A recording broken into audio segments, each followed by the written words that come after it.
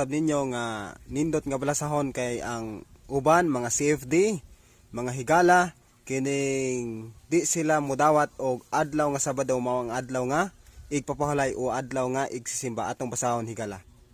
Usa sa ilang libro kining gitawag og Pasyong Mahal, Jesus Nazareno, atong basahon higala. Nag-ingon dire sa pahina 10 sa iyang paragraph 26, ito'y pasunod sa atin ng Diyos